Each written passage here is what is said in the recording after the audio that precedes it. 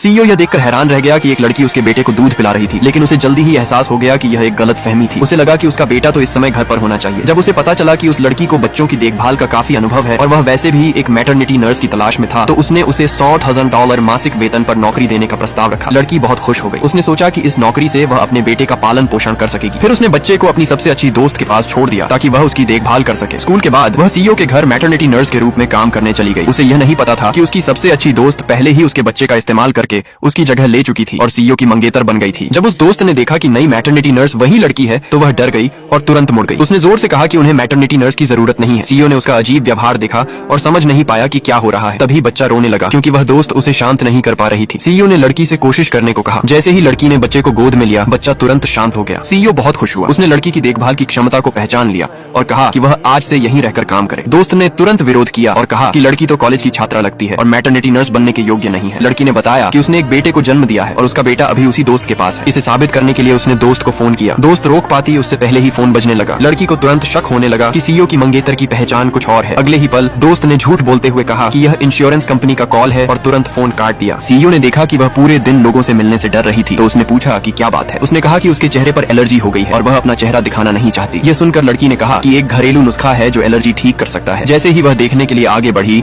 दोस्त ने उसे धक्का देकर गिरा दिया। सीईओ गुस्से में आ गया। उसे समझ नहीं आया कि वह आज इतना अजीब व्यवहार क्यों कर रही है। लड़की ने कहा कि शायद यह प्रसव के बाद का डिप्रेशन हो सकता है, जिसमें कभी कभी भावनाएं असामान्य हो जाती हैं। यह सुनकर भी सीईओ का शक खत्म नहीं हुआ। हर चीज उसे यह सोचने पर मजबूर कर रही थी कि मंगेतर शायद वही महिला नहीं है जिससे वह 1 साल पहले मिला था। सच जानने के लिए उसने अपने लोगों को उस महिला के डिलीवरी रिकॉर्ड की जांच करने का आदेश दिया। स्कूल लौटकर लड़की लंच लेने कैफेटेरिया गई। उसने देखा कि उसके कार्ड में सिर्फ $1 बचा है, जिससे सिर्फ एक सब्जी की डिश ही मिल सकती थी। स्टाफ ने देखा कि वह अकेले बच्चे को पाल रही है, तो उन्होंने उसे मुफ्त में एक मांसाहारी डिश दे दी। लेकिन बाकी छात्र उसके शरीर से दूध की गंध के कारण उसे पसंद नहीं करते थे। उसने उन्हें नजरअंदाज किया और खाना लेकर बैठ गई। अचानक उसके चाचा और चाची वहाँ आ गए। लड़की डर गई। असल में उसकी दोस्त ने $200,000 देकर चाचा चाची से कहा था कि वे उसे ले जाएं ताकि वह उसकी पहचान बनकर रह सके। चाचा चाची ने पहले ही पैसे ले लिए थे और उसे अपने गांव ले जाकर एक बूढ़े आदमी से शादी कराने वाले थे। उसी समय दोस्त भी वहाँ आ गई। उसने लड़की की मदद नहीं की, बल्कि उसे मजबूर किया कि वह गाँव जाकर शादी कर ले। उसने कहा कि वह बच्चे का ध्यान रखेगी। तभी लड़की को अपनी दोस्त की असलियत समझ आई। उसने अपने बच्चे से अलग होने से मना कर दिया, लेकिन चाचा ने उसे जबरदस्ती कार में बैठा दिया। उधर सीईओ की जांच से पता चला कि मंगेतर बच्चे की असली मां नहीं है। उसने पहले ही नोटिस किया था